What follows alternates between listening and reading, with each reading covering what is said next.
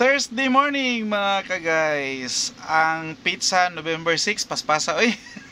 Basta mosulod na gani ang November guys, paspas na kayo, feeling nato murag magpasko na dayon. Advance Merry Christmas sa inyo. And ang oras is 9 o'clock na po ng umaga, and may si-share si Kuya AJ sa inyo itong ating munggo. Dahil ang ating munggo guys na nakabitay is isa na lang siya, so magripak ta. Napakoy ripakonon din ana. And while nagkuha ko ani guys kay nay namalit og bali half kilo, may naisip si Kuya AJ, and in fact natanong ito ng ating subscriber sa YouTube, sa ating YouTube channel sa AJ Kimpo Vlogs. And bago ako mag-start is invite ko kayo ulit na paki-subscribe si Kuya AJ guys sa ating YouTube channel, and paki-follow na rin si Kuya AJ sa ating Facebook page na AJ Kimpo Vlogs pa rin. Ayan po. And doon sa mga nanonood lang at hindi nagki-click ng subscribe at saka follow button ng ating mga social media platforms, paki-follow naman ninyo guys si Kuya AJ please, para masaya tayong magkikwentuhan every time na may time si Kuya AJ na mag-share. And balik tayo sa tanong ni Ma'am My Team Dreamer na nagtanong siya guys about sa aking paano ba magpa-print ng sales invoice pag naubusan tayo. Makaka-relate dito guys yung may mga permit, legit na permit, at saka nagbabayad o nagre-remit ng mga BIR na mga remittances. Pero yung mga hindi pa naka-register dyan na mga kasari natin and plan magpa-register, pag once na ma-register kayo guys sa ating mga bureau or mga business bureau, sa ating mga local government units, mga munisipyo, mga city hall, ang patakaran po kasi guys, according sa batas is pagkatapos mong ma-register sa local government unit o sa ating mga business bureau is pupunta ka talaga ng BIR para magpa-register sa BIR. And pagkatapos doon ng mahaba-habang proseso at saka masalimuot na pagdadaanan mo is makakuha ka na ng resibo or sales invoice. Ito dati yung tinatawag na resibo or official receipt, pero sa ngayon guys binago ng BIR, ito ngayon is sales invoice na. So kung mahulihan ka ni BIR ng resibo na nakatatak pang UR or nakalagay is official receipt, bawal po yan, dahil sa ngayon bago na po ang pangalan po ng mga resibo ngayon is naka sales invoice na po. So kung gumagamit ka pa ng official receipt na resibo, hindi na po yan siya pwede, dahil papalitan po yan ng sales invoice. Dapat ang pangalan na nakalagay sa resibo mo. Para makita ninyo guys, pakita ko lang din. ito yung dapat nakalagay sa sa resibo, sales invoice. Hindi po siya official receipt. Yan po ang bago ngayon.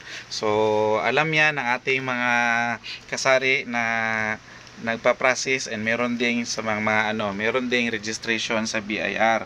And balik tayo guys sa tanong ni My Team Dreamer na kung pwede daw ba na magpa-print siya ng mga sales invoice pero ang gamitin niya ang ATP is ito. Kasi yung topic ko doon is paano tayo magpa-print gamit ang ATP, kasi di po pwede na magpa-print ka ng resibo na walang ATP or authority to print. Sino ba ang kukuha dapat ng authority to print or mag-a-apply? Siyempre tayo, kasi tayo yung magpagawa ng resibo. Pero yung makipag-coordinate or kukuha ng ATP is yung ating mga accredited na mga printing offices or mga printing shops, yung mga nag-print ng resibo. Meron pong mga accredited printing press ang ating mga BIR, RDO, yung mga District Revenue Officer natin is meron pong mga accredited na mga printing press na mga establishment. Sila po yung a-apply doon sa BIR. So pagkatapos natin makipag-coordinate sa kanila, magbayad tayo, sila po mismo yung taga printing press ang kukuha ng ATP para sa atin. Okay, balik tayo dahil naputo lang, may namili. And pagkatapos na maka-apply sila ng authority to print is saka pa pwedeng i-print yung in-order nating mga resibo sa kanila. And sila na yung bahala na magpa-tatak doon sa BIR. And sa tanong ni My Team Dreamer na kung pwede daw ba gamitin itong likod na ipa-xerox niya tapos ito yung gamitin niyang ETP, hindi po pwede dahil every time na maubusan tayo ng mga sales invoice is need nating mag-apply ulit ng bagong ATP dahil po doon po sa ATP na yun naka-indicate po doon kung ilang booklets po dapat ng sales invoice. Ito isang booklet ito ang ipaprint mo at saka andoon yung serial number from 001 to hanggang ilang booklets po dapat ang ipaprint mo sa printing press na pinupuntahan mo or suki mo. So hindi po pwede na ulitin lang ni Kuya AJ na itong ETP na ito dito, normally dito talaga ni piniprint yung ETP sa bawat booklet. Sa pinaka-last, itong matigas na karton, dito po piniprint yung ETP na inaplayan ng ating mga printing press na mga suki. So, all you have to do, kung maubusan tayo ng resibo or sales invoice, punta tayo sa suki nating printing press, magbayad tayo doon ng ilang booklets, kung magkano yung ano nila, kung magkano yung singil nila sa kunyari 12 booklets, 24 booklets, kung mabilis maubos, damihan mo na para hindi ka pabalik-balik magpa-print. And singilin kanila kung magkano yung singil nila sa bawat ipaprint mo or transaction na gagawin mo sa mga printing press. Ulitin lang ni Kuya AJ ang process guys. Pag naubusan tayo ng sales invoice, punta tayo sa ating mga printing press na mga suki.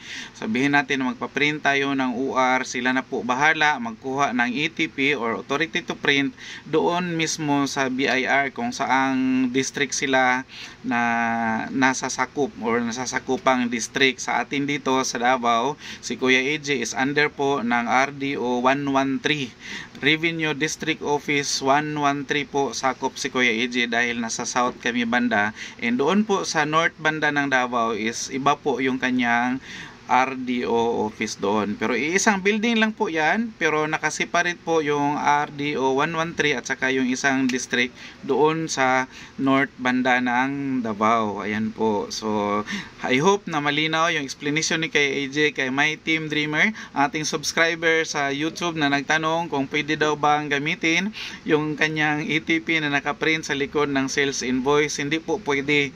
Ayan, ulitin ni Kuya AJ, hindi po pwede dahil every time na maubusan tayo ng mga sales invoice is need nating mag-apply ulit ng panibagong sales invoice dahil doon po naka-indicate sa authority to print kung ilang series or ilang serial numbers po ang andoon at saka ilang booklets po dapat ang ipaprint mo sa isang ATP. And wag niyong problemahin yan dahil ang printing press na po ang bahalang kukuha niyan doon at saka sila na rin po nakapackage kasi yan siya. Iwan lang ha sa ibang area at saka sa ibang mga printing press kung ano yung kanilang kanilang proseso, pero sa amin po or sa pinapagawaan ko is sila na din po yung bahalang magpatatak sa BIR. Ang aking ginagawa is pagdating ng resibo sa akin, ako yung magpatatak ng resibo ko, yung bagong resibo ko doon sa ating mga revenue offices or mga city treasurers, ganon. So ito is tatak ito ng city treasurer. Ayan. So kailangan may tatak na ganyan. I-register mo pa rin siya sa city treasurer mo kung saan ka nasasakop dahil bawal po siyang gagamit ka ng UR na walang tatak ni internal revenue or yung ating mga city treasurer's office. Bawal po siya. So dapat nakatatak po talaga kung saan ka nasasakop or saan ka nabilong na district, dahil hindi po pwede na wala siyang tatak dahil magka-penalty ka po kung walang tatak sa BIR at saka sa city treasurer ang resibo na ginagamit mo sa iyong negosyo. So balik tayo sa aking pagre-repack ng munggo. Si munggo po natin guys is nire-repack natin ng tag 20 pesos kasi ito lang yung afford ni customer. Hindi sa nakaminos ko sa atong customer, pero sa amin kasi dito is mahilig talaga yung mga customers ni Kuya AJ ng tingi-tingi. So ito, isang 20 pesos, isang gulayan na ito. In fact, mayroon pang 10 pesos si Kuya AJ nito, pero nakakatamad na pong gumawa ng 10 pesos na mas maliit nito na plastic. Ito yung gamit namin sa na plastic pang repack ng 1/4 na asukal, yung 4x10. 4x10 po ang ano nito, ang sukat. Ito yung pang 1/4 na asukal. Ito din yung gamit ko para sa 20 pesos na munggo. So ito kulang-kulang siya mag 1/4 para po sa isang balot na yan. So kulang-kulang 1/4. So kung may magtanong kung 1/4 ba yung nirepack ni Kuya AJ na munggo, kulang po siya konti para sa 1/4. So kung 1/4 yung bibilhin niya is tawag nito 25 pesos po ang 1/4. So 100 ang kilo ng munggo. Pero pag i-repack ni Kuya AJ ganyan, mas maraming o mas malaki ang ginansya ni Kuya AJ dahil hindi po siya nakaabot ng 1/4. Yan, and bye-bye muna for now. Para sa next vlog ni Kuya AJ guys, abangan ninyo kung ano yung mga topic na magustuhan or gustong i-topic ni Kuya AJ about doon sa mga comment na ating mga subscribers, mga followers. So paki-follow si Kuya AJ and paki-subscribe ulit sa ating YouTube channel at saka sa ating Facebook page, and comment na rin kayo guys dahil baka isa kayo o isa yung mga comment ninyo sa mapili ni Kuya AJ na gagawin nating topic or discussion sa next vlog. And bye bye muna for now. God bless us all guys.